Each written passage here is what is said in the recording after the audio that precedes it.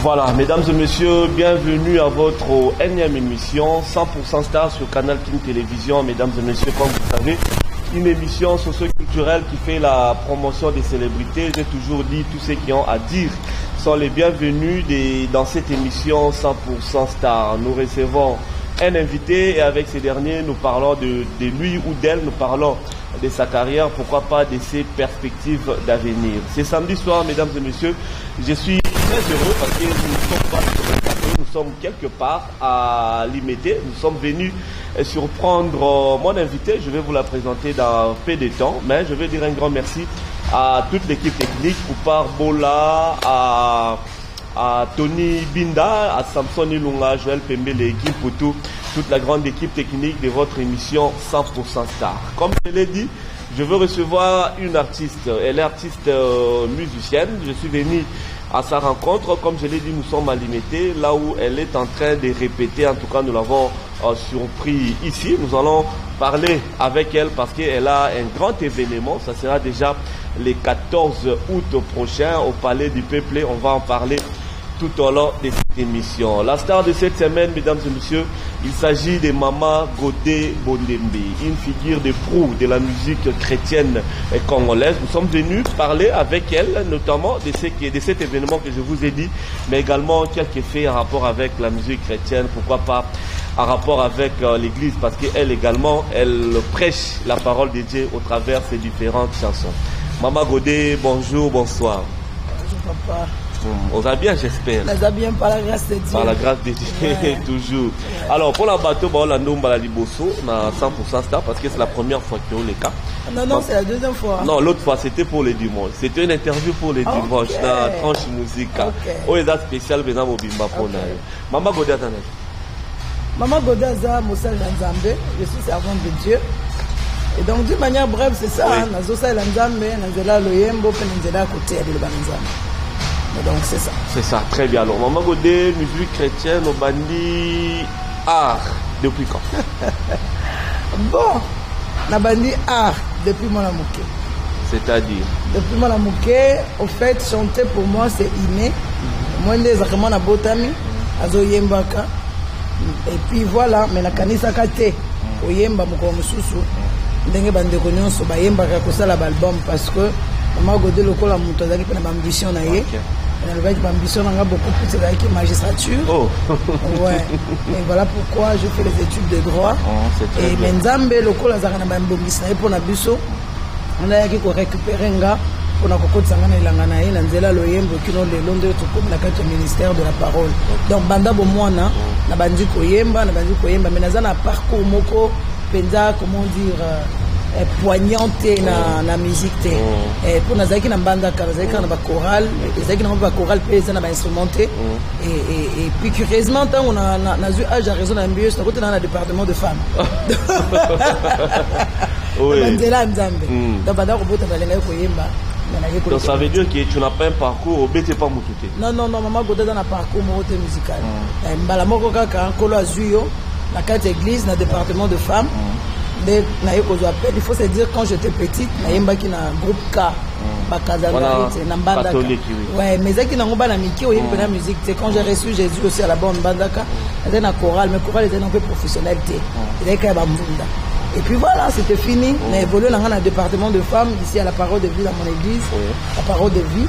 J'évoluais dans le département de femmes et jusqu'à ce que Nkolo aille ko benganga na 4 départements de femmes. Donc na l'équité na ba chorale na ba groupe musical na l'équipe. Abengyo pona obanda oyemba obi abengyo pona osama mususu. Mara mususu ndeni. Parce que forcing pèse à l'arrêt. Ouais, bon, c'est vrai déjà tant nos ba nzamba benginga ezolo ba déjà qui na forcé te. Pour ceux qui n'a forcé le ba non na ye koyemba. Mais on a le but, Dieu m'a appelé. C'est-à-dire, je n'ai pas forcé, j'ai reçu de l'appel de Dieu. Très bien. Et eux, ils appellent en Zambé, ils allaient misala ya pour la PCB sur le ministère. La bombe a battu les côtés de la vraiment sur une Zamba benga qui auto bengote. Très bien. Alors, professionnellement, au bandi depuis quand? Professionnellement, ouais, j'ai commencé depuis 2009. Non, depuis 2010 que j'avais mis les groupes sur pied. Et puis en 2011, notre Kokota Studio, premier album Pain Corps Nouveau, et puis Mikaka en 2011. Donc c'est depuis 2010, on a bandit que le collaborateur. Donc tu ne connaissais rien de la musique. Déjà. Mais Dieu nous a fait grâce. La banga au bazingi biso, balakisi biso malembe, on peut comprendre ba ABC. La musique mwanda. Très bien. Ndemba liboso pena na studio là tu casques que je yemba maman. Ah, ndemba liboso na la tu casques. On a yemba ça instrument. Ouais. Utoli buma mama yeba kingai. Misingai. Osokoli ngai. Obenginga mwana na yoe. Obenginga musali na yoe. Tikala yemba bolingo we. Bolingo ya nzambe. Bolingo ya nzambe. Bolingo ya nzambe, oh Yahweh, bolingo nanga, Maman, Maman Godé. Ça c'est très bien. Alors le premier album Maman Godé, ça a connu du succès et répondait qu'il n'avait attendre d'ailleurs tant au banni carrière. Ouais, par la grâce de Dieu, je crois que Kolo vraiment a raté qui cible était parce que nous avons le quoi Kambanga Molimo. Kambangai Molimo. Ngai mokona ko. Ya mama qui na église jusqu'aujourd'hui. Eza nzembo zo pambola parce que ba nzembo ya culte. Eza yango to la ba nzembo lokola motema. C'est une chanson qui bénit plusieurs basenga ngako to remix na tuna remix on peut bolinga nini po yango ezali oso pambola mina yango na ko bakise suna makao mususu. Oh ezala gite. Pour la que ba pambola maki ba nzembo lokola ba bongola. Osana, donc les gens ont été vraiment bénis. Mais au Bimi, na kati environnement moro bat s'imposera bazagi déjà Maman Godé. Qu'est-ce que tu as fait d'extraordinaire pour avoir impacté Batouti? Rien du tout si ce n'est la grâce de Dieu. Rien du tout si ce n'est la grâce, c'est la grâce de Dieu qui nous maintient dans la vision que Dieu nous a donnée parce que ce qu'on veut na kati onzaba le belio, c'est alors que tu connaîtras le succès. Et donc Bolu et Vandi Sibiso et c'est Dieu qui est en train d'imposer son œuvre na kati na bato. Et donc ezala ngongolu et puis tango ngolo ezana yo et occupé dans côté ko passer la nzala ndenge nango grâce ezaka na besoin te et supprimer grâce musupo yango ezala te mutu na mutu azana esiko nzamba tieye azape ko ganga na esiko nzamba tieye c'est ça le plus. Très bien, merci beaucoup Maman Godé Bondembe. Au Bandi, à votre actif, combien d'albums déjà 3 albums avec 2 singles. 2 singles. Ah ouais, 2 maxi singles. 2 singles. Moi je me souviens. Vous allez dire un lancement album Mon Pépé. Mon Pépé, ouais. Il fallait que vous nassiez dans Mon Pépé la chronique. Un très bel album. Mais moi je peux dire que sincèrement, Nzembo Bocho Yemba. Azalité. Azalité. Yangonde Penda et je ne sais pas ce qu'il dans le. Ouais, je crois que vraiment c'est la chanson Azalité Moutaye ko vandi sa Maman Godé. Voilà. Ouais. Yango Moutaye ko vandi sa Maman Godé puis yango Moutaye référence makasi. Do banzembo nyonso ko yasima ate gangi ndenge nini c'est partant ya Azalité parce que Azalité mutu vraiment yaki ko imposer ministère Maman Godé à côté loyembo makasi. Une chanson achetée pour binoper ba chanter beaucoup morceau ba banzembo. C'est une chanson achetée, on a fait la parolier dans Omoko. Maman Godé a la parolier, la parolier, tu as vu ce qu'il lobby. Tu as vu qu'il est beaucoup ensemble. Tu sais qui va passer au Yemba, ma belle terre, papa là, c'est comme Mazo Pesa Batbazo. Donc, mais ce que comme le col, ma belle, ce qu'on appelle Tolingo forcé, c'est comme Somba Somba. Mais ce qui nous amène, parce que nous avons Zambé, il y a comment dire, il y a pas particularité. Nous sommes tous à cause de l'Angolo à Komaramaïbo Yembate. Et donc, il y a Zaka Koma. Contribution à Eza, on a pas pessi Mouninga Moussa. Mais de nous, on est zati. Papa, mon maya pas, non, papa, allez, moloto, n'en parlons pas. Et puis voilà. Donc, mais jusque-là, Maman Godé, Zuna Ngolute, Yakoye, Manzemo, Moussou, a commis. Et Zaka Banzemo, Nzamaza, inspiré. Ok, très bien. Alors, je disais que je me souviens de l'album Mon Pépère et Bimagi, dans Hôtel Béatrice. On était là, une belle chanson, Namoni Yango Pekanga. Mon Pépé. La tchèque on a programme de Maman Godé s'il vous plaît. Beaucoup de sang on peut garato yo quand on ça.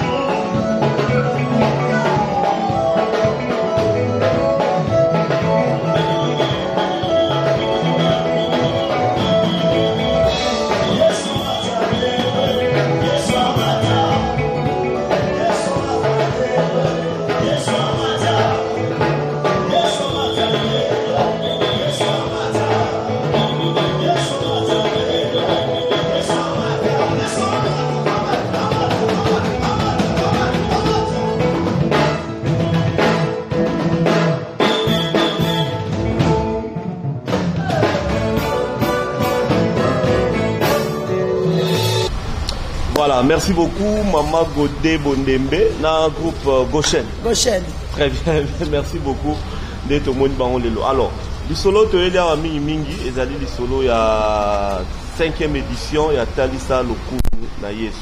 Je me rappelle, la évidence, on a 3e, on a 4e, et on a échangé. Donc, il y a au solo là, et puis, bah, jour, sincèrement, la côte mais j'étais passé par là, dans mon aïe full, et ça l'a dit très bien. Alors, parlez-nous un peu à 5e édition, il y a Talisa Lokumu na Yesu. En 5e édition de Talisa Lokumu, déjà, il faudrait attendre que ce soit 5 éditions, parce que là, de manière globale. Parce que pour la Kinshasa, il y a 4e édition, vu qu'une édition est à Brazzaville. Alors, mais, en général, nous avons 5e édition.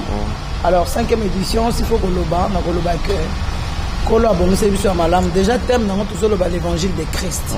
L'évangile de Jésus-Christ, c'est un bon mot, mais également couper sa kimia, couper sa solution à problème à bateau. Et tous on dit que l'édition où la ligne soit visiter bateau et ne s'est pas limité parce que le Seigneur nous a conduit au palais du peuple.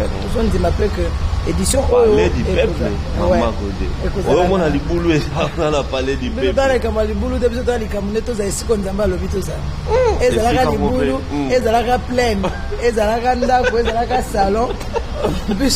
Non, parce qu'il faut plus d'habiter 100 000 personnes ou comment je ce n'est pas un problème, surtout qu'en terme, un nombre à batouter.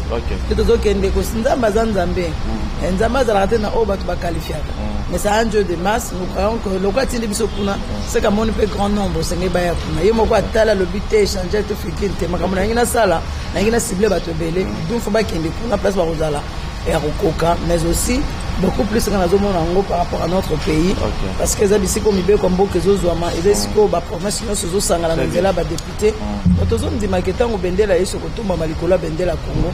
Quand on peut bendela mboka na biso ko bonga la guerre est possible. Contenu dans haut et ça la ramine parce qu'on te voit prêcher aussi hein, et puis chanter. Comment voter? Naza évangéliste.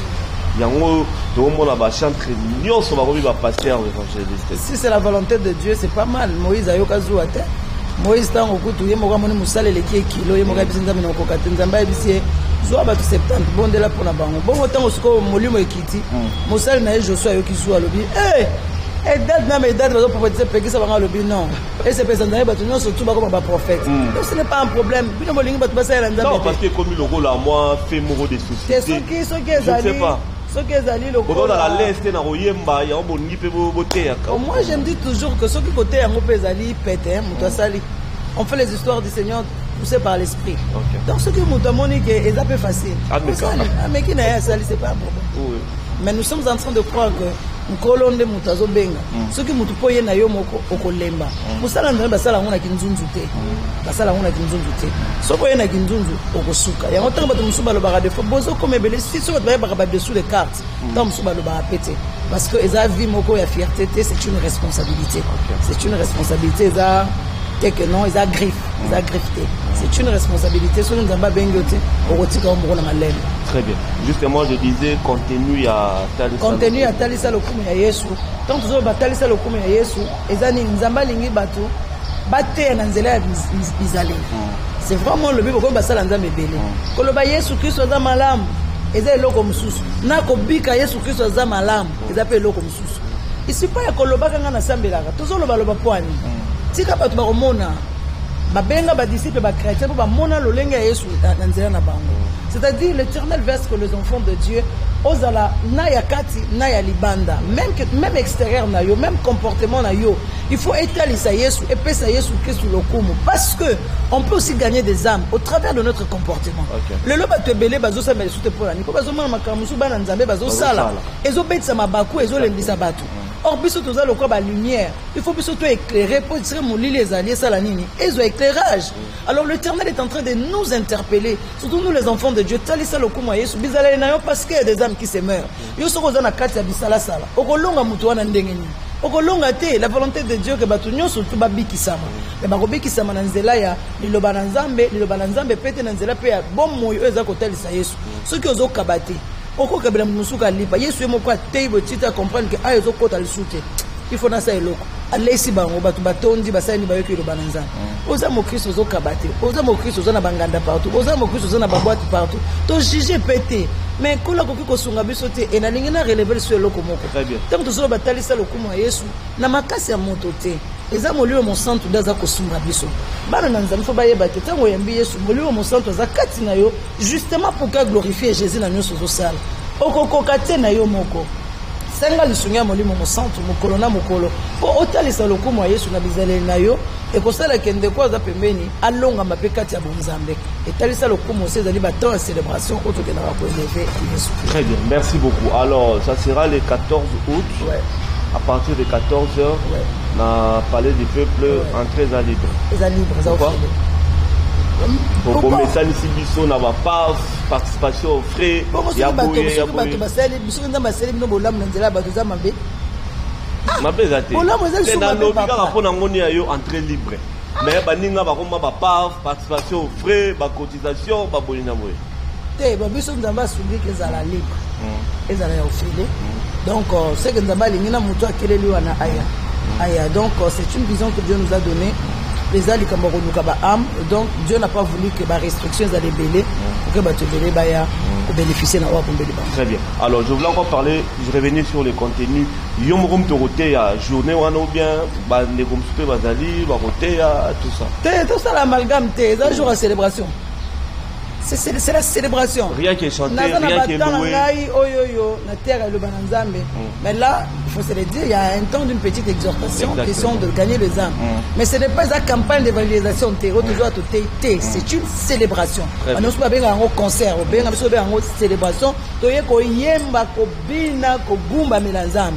Mais il y a un temps parce que quand vous melanzambe ezalaka ko yemba tena ko bina te ezalaka na maloba. Il y a un temps où to loba pe o ezalaka mais ce n'est pas la prédication en termes de campagne évangélique. Alors, particularité aux Alanini dans les 4 précédentes éditions. Particularité à 5e édition maman. Déjà particularité ezali thème moto zanango l'évangile de Christ. C'est vrai partout au Kendaka l'on poursuit âme aussi parce que l'évangile de Jésus est en wana. Même bala oyo nazomona évangile à Yesu par rapport à notre pays, la paix dans mon pays. Déjà bisika otozali, eza bisika mboka na biso et bobosani te période ni na mboka na biso za traverser. Donc toujours traverser la période de guerre. Donc ouais, to kotombola nzambe pe to kobondela pona mboka na biso la RDC. Et particularité nous sommes menés les alliés la présence du Saint-Esprit au Rakobi qui s'abattu na makambo bazo qui solution tembalini. Je crois que c'est ça. En tout cas maman godé bezo pesa déjà pour ça là. Il faut ça va mais nga somo na ngela ka planade ya. Yo ga somo boni na kabeli okondima. Za kondima. Somo na ga yango na logo kabeli na kondima. Siko na komi na foi na ndimi. Merci beaucoup. Alors maman godé il y a choix na yo pour te ressourcer la moi animation muké et là on a choix na yo justement pour na robenda badada besoin avant yemba au banande mboana na peso 1 minute il y a robenda pena peuple de Dieu le 14 août na parlé du peuple après au baninze mboana après na rozonga biso. Alors ozala maluku ozana kinkole bozana ngamanjo bozana mbankana Ozana na Gombe, Ozana Limete, Lemba, en fait toutes les 24 communes à Kinshasa. Makamboyo, Etalio, Ezabolamu, Onzambe, Lingi, Kosale, la Bisso, na les 14. Même pas na Kinshasa, Ozana Brazzaville, Oza à l'extérieur du pays, Oza à l'intérieur, na Bakongo, na Mbandaka, Bisika Nyonso. L'Éternel nous invite le 14 août. Kola Lingasa, la Bisso Bolamu. L'évangile de Christ ezali kopesa bato bomoy ezali kopesa bato kimia kopesa bato lobiko tango musoza na likambu ozo kufela ngo yo moko viens te décharger sur Jésus et pourquoi lobi venez à moi pour tout ce qui est chargé et fatigué moi je vous donnerai du repos. Nous croyons que le 14 ali jour pe à repos yaka okota na repos na yo potango kotombola Yesu na ndimi ke nkola ko salela obolam to bengi bakonzi mboka to bengi bino oza député boza na au fait à tous les niveaux il y a institution mboka oyo. Cette affaire également vous concerne. Nous savons que vous aurez peut-être besoin des invitations d'honneur. Ceux qui auront atteindre Binote, atteindre Nzela, secrétaire Nabino, veuillez nous contacter. Question que vous soyez avec nous parce que vous êtes les repères. Yamboka Nabiso. Et donc, Kozangate, entrez à l'île au Féleur, au coup de ma porte, polele. Le 14, il y a qu'à 7h, il y a qu'à 8h, il y a qu'à 9h, il y a qu'à 10h. À 15h juste, nous commençons avec notre programme Talisa Lokumu ya Yesu. Yesu na misala, Yesu kaka na malobate, mais Yesu Kristu na misala na biso pe lokola.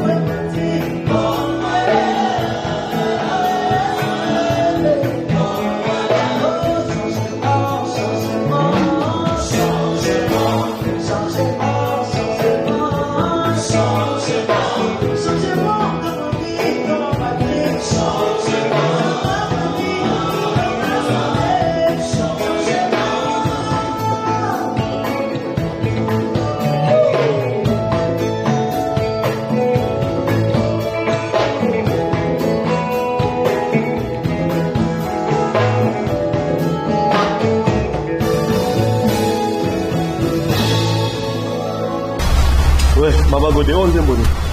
Mbongwana. Mbongwana, album. Qui titre, il y a. En fait, thème, il y a. Kalissa Lokumu échangeur. Alors, Dieu nous fait grâce. On va éditionner surtout le thème après Sarabiso. Après Sarabé Baloyembo. Donc, le mec a un cadre. Il y a Kalissa Lokumu échangeur. Oui, pour la chaque édition, il y a un endroit. Ouais, Mbalo Penda, m'a fait ça qui nous a mené autant pour l'examen. Merci beaucoup. Nous croyons que l'examen, alors. Donc aussi, ça a, une fois de plus, la Kalissa Lokumu Yesu. Il y a quand même, en tant qu'évangéliste, on doit vivre la réalité tout. Bonjour les pays, les gars, dans le monde Nabiso, dans le monde Nabilo. En venant dans cette émission, il y a la femme de mon petit frère, Maman Gina. Quand on a essayé de faire une émission, Maman Godé a dit Pesa Mbote na lingake makasi, ami Pesa reste makasi, là c'est pénal makasi. Maman Gina l'a Pesa Mbote, Maman Godé. Alors, mon bébé c'est le Naba sextape, Naba kofingana. Dans les réseaux sociaux, YouTube, Maman Godé, regarde les amis. Il y a une frange pour moi, la moté, ma colobaté qui est à l'ingate. T'es à la nouvelle, sur mon bouquin, s'il faut dire une chose, je vais dire qu'après cette vie, il y a une vie qui nous attend. La mort est une éventualité, mais aussi Jésus-Christ reviendra. C'est-à-dire ce qu'il y a deux réalités. Et que sunga yo pona kotelema na kati ya bonzambe tozomona o tozomona mais le sambo na biso ezali ke tozala mwinda tozala ndakisa totandisa lokumu ya Yesu oyebi tango nkolo asali ngolu ozala mokambi sika songolo pakala c'est-à-dire na nzela na bato ebele bakoki komona bolamu mpe ebele bakoki kobeba bakobunga nzela yango tozobondela nkolo mpe tozopesa toli. La Bible dit souviens-toi là où tu es tombé et relève-toi. Tellement, c'est vrai, tu aurais pu couper, mais il ne faut pas demeurer dans ça. Il faut se relever pour la mabélé. Bon, il y a solo, ça fait très mal. En tout cas, ça fait très mal. Voilà pourquoi je demanderai aussi aux enfants de Dieu de prier pour les serviteurs de Dieu. Au moins, on a le bac qui est de la peine de Nzambé, qu'on a kosanate. Parce qu'il y a aussi longtemps qu'on est en train de monter, aussi longtemps que Dieu a besoin qu'on nous colle sous ma casse. Mais moi, je me dis aussi que la grâce de Dieu n'est pas là seulement pour nous pardonner, mais pour nous maintenir aussi dans la sanctification. C'est-à-dire, aux alamalam, tout ce que la molime, moi, c'est la plus facette, nous soit grâce, nous allons se maintenir, ça va être une bonne chose. Mais aussi, je veux aussi demander aux enfants de Dieu, aux serviteurs de Dieu le chantent.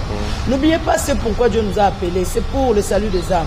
Aujourd'hui, le monde nous propose beaucoup de choses. YouTube, Facebook, on est en train de faire des histoires, peut-être pour le vie, peut-être pour l'argent, peut-être pour beaucoup de choses. Non, n'oubliez pas que nous devons faire des malades, donc, la Bible dit, ne vous conformez-vous pas, au fait, on dit quoi? Ne vous conformez pas au siècle présent, mais soyez plutôt renouvelés par transformés par le renouvellement de l'intelligence. Ok, ne vous conformez pas au siècle présent, mais soyez plutôt transformés par le renouvellement de l'intelligence. Donc, qui renouvelle de notre intelligence? C'est le Saint-Esprit. Donc, au siècle présent, et c'est déjà Zolo, parce que le diable sait que tant que a déjà salénini, et Zokomo. Voilà pourquoi multiplication, prolification, il y a babiloko, belé, bossala boé, bokozoabo, mais à savoir que tout passera. Mais il n'y a que le Seigneur Jésus qui ne passera pas. Ici, au Vandawanate, relève-toi, pour la mabélé, biso bao toza, kokanisa toza ya côté les mains, to sunga pe ba oyo to moni baza ko kweya, question que biso nyonso tout au côté na bokonja likolo, parce que le monde que nous voyons passera. Très bien. Merci beaucoup Maman Godé Bonembe pour l'exhortation. Oyo, commentaire en temps les athées. Je commis vraiment la souka Maman Godé. Mais évitez avant le bessouma, on va parler du peuple. Si tu avais un mot particulier, un message particulier, et on est sur la peuple de Dieu bien abattu tout bazolanda biso avant le balibosouka pour l'entendre ça le comment. Je vais m'adresser aux Congolais parce que surtout les chrétiens congolais, on a tendance à croire que ce sont comme les chrétiens Mambo qui est allioti. Non. Oh, politique est allée. Mais ce politique est allée, politique est occupée, donc, comme pour dire que nous avons notre part de responsabilité, nous chrétiens congolais, par rapport à notre pays. Nous n'avons qu'une seule arme qui est Jésus-Christ de Nazareth. Et au travers de la prière, au travers de louange et adoration, aimer encore ce pays, parce que ce qu'on lingue l'eau qu'on doit rebondir la peau n'ango. Ce qu'on lingue zate, on rebondir la peau n'ango te. Et puis on rebondir la calicolo licolo. Donc je demanderai aux chrétiens congolais, on n'est pas encore monté au ciel, on est encore sur terre. Donc nous avons intérêt à nous lever et à barrer la route à l'ennemi, à barrer la route aux détracteurs de notre pays, question que la paix revienne dans notre pays. Et en gros, on a tous aussi déjà, même 2 minutes, même 3 minutes, prie pour le pays, car ton bonheur en dépend. Maman Godolini Congo Mingi. Ouais, j'aime mon pays. Bon, déjà, dans un salon de Momoko, dans un salon de Moté, mais dans un Ayman de Momoko, c'est qu'il y a des souvenirs de Momoko en Afrique du Sud, c'est qu'il y a des Congo. Maya miso et comment kotanga mikolo nyonso ngolu nayo. Alors si l'Éternel nous met à cœur de chanter pour la FRDC, à repérer ça. Mais est-il que soutenir FRDC dans la Goyembe la montée? Nous devons soutenir la Bissiko Nzambati. Wa Goyemba yemi musu na prière, musu na mbongo, musu na conseil. Et donc le plus important c'est que yo poye ba koza ko soutenir bango na oyoza na ngolo ko la possibilité. Bravo Maman Godé Bondembe, tu as mis pratiquement la soupe à l'émission, tu as reçu que ça n'a chaud. Tu as vu à Paris, bien en Ravichi Massika, la Maman Olivia Djele, Maman Godé Bondembe, on a essayé de se faire Louis Vandom, Bill Mystique toujours à Paris, Wambo Tebele, pour émission en direct et relais à YouTube, il y a Canal King Télévision, au Rosalien, Louis Vandom, Bill Mystique, Wambo Tebele, et puis le président Océa Diallo. Bosona Emma Ismaël Emmaï, Bosona Mbongo, Simana Mbongo, Bamote Belé, Président Océa Diallo, la Bossanité, Petit Mama Chiquito, Okito, Kitoko, Chiquito, Kitoko, Bamote Belé, ici Kozali. Alors, Mama Godé, 1 minute, il y a Benga Batou une fois de plus pendant les 14, Lido Basuka, Baba Nagoya. Nini ou bien et dans le message morobo et balata ceux qui pembe balata ceux qui boye nini d'éviter et puis banani ba bengami dara ba na nzambe ba païen pe ba oki kolia ba soda pe ba oki koya ba konzi pe ba oki koya toutes ces petites histoires voilà surtout tenir d'éviter ceux qui tenir dress code des alangote dress code des athées mais to sengi kaka oza na lembo mboka et les mboka cause à la drapelé cause à la écharpe cause à la képi cause à la t-shirt. Mais on a une couleur en beau. On peut si ma mère ou un bon, ouais, belle côté. Ouais. Pour que il y a un temps où nous allons prier pour notre pays, nous allons élever Jésus du Colombo pour le sous pour bon là. Alors que dans ma lame on tous a élembo ya mboka pe na maboko na biso et que c'est une très bonne chose. Alors au Rogo il y en a 15h, non 7h, 8h, 9h, 10h parce qu'à 15h juste on commence. Toutes catégories confondues. Ose à la soda, ose à la tchèle. Le Seigneur Jésus t'aime. On a besoin de toi, je te jure. Au Simba Kouloun, au Simba Licheti Mingi Yaka. Le Seigneur t'aime tel que tu es. Jésus a versé de son sang pour toi. Omelaka Gene Yaka. Oza Mwana Nzambe Yaka. Donc, Yesu aponi na ye mutu te amataki na ekulusu pona bato nyonso. Alors yo komi longola te yaka parce que Yesu Christ alingi asala obolam le 14 août na palais du peuple à partir de 8h 9h 10h 11h 12h 13h 14h 15h pouf on commence avec notre programme. Très bien. J'ai dit merci à Papa Laurent Fabrice. Merci beaucoup. Merci vous, nous tenez toujours compagnie dans Moussala Oyo. Merci beaucoup. Kolo O Abengi Biso, Azon c'est la bino ya Koleka. Merci beaucoup. Canal Kin c'est ma maison. Je connais Joël de Kozulu, Gimpoutou. Ils sont nombreux. Kolo à Pambola. Mais avant les 14, on a fait bien. On est dans le plateau de Vandi. Au Bétis sur ma solo, on a fait bien. Au moins, on a fait l'installation là-bas. On a fait surtout Bandeko Nanga. Ok, au moins. Sinon, merci beaucoup. Moi, je vais les annoncer. Comme ça, bon, en tout cas, groupe prochaine, merci Nabino. En tout cas, félicitations Nabino P. Et ça allait très bien. Mesdames et messieurs, nous sommes arrivés à la fin. Merci à toute l'équipe technique. Koupar Bola, Tony Binda, Fatih Sumbu pour YouTube, Samson Ilunga, Joël Pembele, Kim Poutou. Merci à vous. La rediffusion, c'est les mardis à 16h30. Merci ma petite sœur propre à Paris. Asta Balsomi yo pour l'inaranzambe mingi. Maman Godé Bondembe yo na sur CP une émission yo. Ma petite sœur Asta Balsomi, maman la Dylan, la Dulciné na PCMbo Tebele et puis les qui n'anga mususu Alec Tiolé toujours à Paris. Alec Tiolé la PCO Bambo Tebele. Merci à vous de nous avoir suivis. Maman Godé Bondembe to telema pour nous ensemble.